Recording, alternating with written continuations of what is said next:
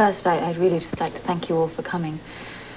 Not just for myself and Robin, but for Duke as well. Oh, this is so difficult.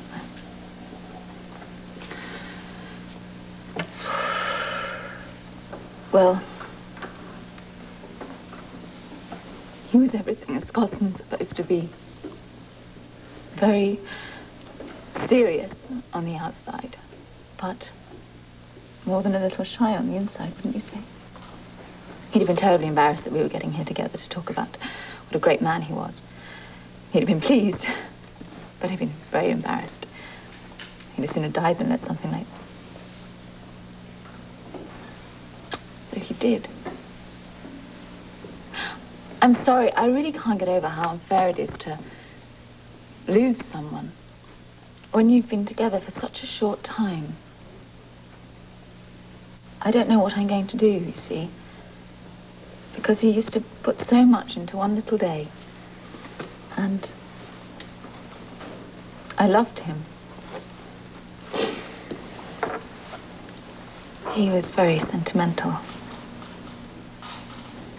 and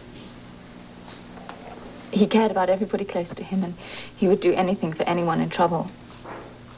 It's ironic, really, the way we met at a police ball where I was being honored for something or the other, and as soon as I saw him, that was it for me, basically. It was over. He didn't say anything to anyone, but I knew I wanted to spend the rest of my life with him.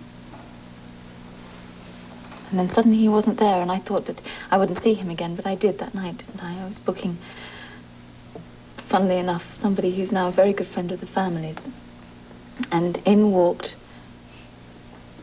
Mr. Duke Lavery to bail him out. See, I was chief of police at the time, but it really didn't change the way I felt about him. I mean, I knew he was going to be trouble. He never tried to hide his past, and he never apologized for it. He said that he couldn't change that, you see. That's what he used to say. But what he could change, he did, and that was his future. I'd like to be able to say that as soon as we got married, you know, we lived happily ever after. He was able to get away from the mob, but see, life doesn't happen that way. Even after his father died, the mob still considered that he was one of their own. And Victor Jerome was determined to bring him back into the family business and eventually pass it on to him. But Duke was determined that he was going to end that connection the only way he knew how, which was by making it cease to exist. And you all know what happened. Even the press, if you've got the guts to admit it. He became an informant for the police. And his testimony broke the mob. And he died. Now, I'm sure some of you may wonder why he didn't find a better way of getting out of the mob other than seeming to go along with it. But what I don't understand is why some of you could have accused him of still being a member of that organization. Now, I know because I was there. I was in some of those meetings with Jerome, so I know what went on. I can tell you. He wanted to protect us. He wanted that violence to end. And he died believing in that. Now, we knew that his testimony was a death sentence. So, Duke, Robin, and I agreed that we would go into a witness protection program. And we almost made it. I'm sorry. But you see, he was betrayed. I'm sorry. One of the federal agents said that the meeting place had been changed and that there was an ambush ahead. And all he could think of was that Robin and I would walk into it. So he ran to stop it. And there was a trap. But you see, it wasn't for us. It was for Duke. And he died trying to save us. Now, the next morning when I went home, there was a bouquet of white roses on our door. And that means that it's a sign that the vendetta is settled and the war is over.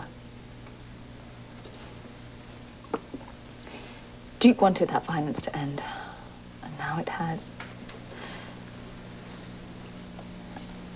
And I can't help but think he feels his death is a fair price to pay, that Robin and I are all right. Well, I don't agree with him, because I want him back. And I will be forever proud to call myself Mrs. Duke Lavery.